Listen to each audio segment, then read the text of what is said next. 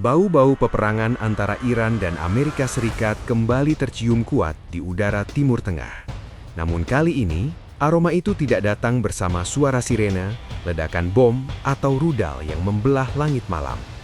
Ia hadir dalam bentuk yang jauh lebih halus, lebih senyap, namun justru jauh lebih mengkhawatirkan. Dunia internasional dibuat terpaku bukan oleh dentuman, melainkan oleh pergerakan. Sebuah armada raksasa Amerika Serikat bergerak perlahan memasuki perairan strategis, seolah ingin mengirimkan pesan tanpa harus mengucapkan sepatah kata pun. Di garis depan armada itu berdiri megah kapal induk USS Abraham Lincoln, sebuah nama yang tidak hanya membawa bobot sejarah, tetapi juga simbol supremasi militer Amerika Serikat. Dari kejauhan, kapal induk ini tampak seperti benteng terapung yang tak tersentuh, dengan dek panjang yang mampu meluncurkan puluhan jet tempur dalam waktu singkat. Kehadirannya di kawasan tanggung jawab Komando Pusat Amerika Serikat di Samudra Hindia bagian barat langsung memicu spekulasi global. Apakah ini tanda awal serangan besar ke Iran atau justru sebuah permainan psikologis tingkat tinggi? Posisi USS Abraham Lincoln sangatlah strategis. Dari titik ini, armada Amerika berada dalam jarak tempuh yang memungkinkan serangan cepat ke berbagai target di Iran.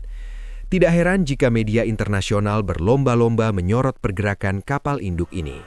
Setiap foto satelit, setiap laporan radar, setiap manuver kecil langsung menjadi berita utama. Di Teheran, sistem pemantauan dan pertahanan udara Iran dipastikan bekerja tanpa henti, mengamati setiap detail yang bisa ditangkap oleh sensor mereka. Namun justru disinilah letak kejanggalan yang mulai disadari para analis militer. Dalam doktrin perang modern, ancaman yang paling berbahaya seringkali bukan yang paling terlihat. Sesuatu yang dipamerkan secara terbuka justru kerap berfungsi sebagai pengalih perhatian. USS Abraham Lincoln dengan ukurannya yang masif dan kehadirannya yang mencolok dinilai banyak pihak bukan sebagai ujung tombak serangan, melainkan sebagai magnet radar yang sengaja diletakkan di ruang terbuka. Kapal induk raksasa ini diekspos ke wilayah yang relatif mudah dipantau oleh radar dan satelit Iran. Akibatnya, perhatian sistem pertahanan Iran secara alami tersedot ke arah laut. Setiap lepas landas jet tempur dari dek kapal, setiap pergerakan kapal pengawal, setiap perubahan formasi armada menjadi fokus utama. Iran dipaksa mengerahkan energi, waktu, dan sumber daya intelijen mereka untuk mengawasi satu ancaman besar yang tampak jelas di depan mata. Sementara itu, jalur diplomasi di kawasan justru semakin menyempit. Arab Saudi dan Uni Emirat Arab dilaporkan menutup pintu bagi penggunaan wilayah udara mereka dalam operasi militer Amerika Serikat terhadap Iran. Keputusan ini secara kasat mata terlihat sebagai hambatan besar bagi Washington. Namun bagi perencana militer Amerika, penutupan jalur regional bukanlah akhir dari segalanya. Amerika Serikat telah lama menyiapkan skenario perang yang tidak bergantung pada izin negara-negara di sekitarnya. Di balik layar, Washington menyimpan kartu truf yang jauh lebih berbahaya dan mematikan. Sebuah kekuatan yang tidak membutuhkan pangkalan regional, tidak membutuhkan jalur udara negara lain, dan nyaris tidak bisa dilacak oleh radar konvensional. Kekuatan itu bernama B-2 Spirit, pembom siluman yang menjadi simbol supremasi teknologi militer Amerika Serikat. B-2 Spirit bukan sekedar pesawat tempur, ia adalah hasil dari puluhan tahun riset, miliaran dolar investasi, dan obsesi Amerika terhadap dominasi udara absolut. Dirancang dengan bentuk sayap terbang tanpa ekor, B-2 mampu memantulkan gelombang radar ke arah yang tidak kembali ke sumbernya. Bagi sistem pertahanan udara musuh, pesawat ini lebih menyerupai bayangan daripada objek nyata. Keunggulan B-2 tidak berhenti pada kemampuan siluman. Pesawat ini memiliki jangkauan antar benua, yang berarti ia dapat lepas landas langsung dari pangkalan di Amerika Serikat, melintasi samudra dan benua, lalu menyerang target di Timur Tengah tanpa harus mendarat di pangkalan regional. Dengan dukungan pengisian bahan bakar di udara, B-2 dapat bertahan di langit selama lebih dari 40 jam dalam satu misi. Salah satu titik kunci dalam skenario ini adalah Diego Garcia, sebuah pulau terpencil di Samudra Hindia yang kerap disebut sebagai pangkalan bayangan Amerika Serikat. Lokasinya yang jauh dari sorotan publik menjadikannya aset strategis yang sangat berharga. Landasan pacu di Diego Garcia dirancang untuk menahan beban ekstrim, termasuk pembom B-2 yang membawa muatan senjata berat. Peningkatan aktivitas militer di pulau ini menjadi sinyal kuat bahwa Washington sedang menyiapkan sesuatu yang jauh lebih besar daripada sekedar demonstrasi kekuatan. Ancaman dari Amerika pun tidak lagi disampaikan dengan bahasa diplomasi halus. Donald Trump kembali melontarkan peringatan keras kepada Tehran. Ia menegaskan bahwa jika Iran tidak bersedia membuat kesepakatan terkait program nuklirnya, maka serangan berikutnya akan jauh lebih buruk dari sebelumnya. Pernyataan ini bukan sekedar retorika politik untuk konsumsi publik. Di lapangan, mesin perang Amerika benar-benar berada dalam kondisi siaga penuh.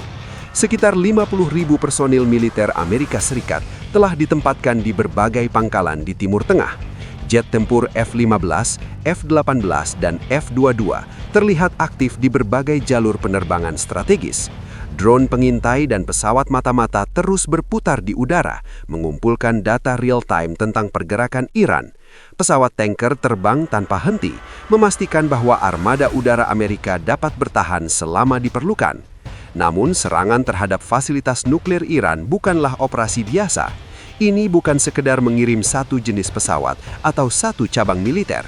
Operasi semacam ini melibatkan ratusan aset udara dan laut yang bergerak secara sinkron, seperti orkestra raksasa yang setiap nadanya harus dimainkan dengan presisi sempurna. 6 pembom B-2 Spirit dilaporkan lepas landas dari pangkalan udara di Amerika Serikat pada dini hari, memulai penerbangan lintas benua yang melelahkan. Pada saat yang sama, kapal selam nuklir Amerika yang beroperasi secara senyap di kawasan meluncurkan puluhan rudal jelajah ke target yang telah dipetakan sebelumnya. Serangan awal ini bertujuan untuk melumpuhkan sistem radar dan pertahanan udara Iran, membuka koridor aman bagi B-2 yang bergerak dari ketinggian ekstrim. Kompleksitas operasi ini terletak pada aspek logistiknya.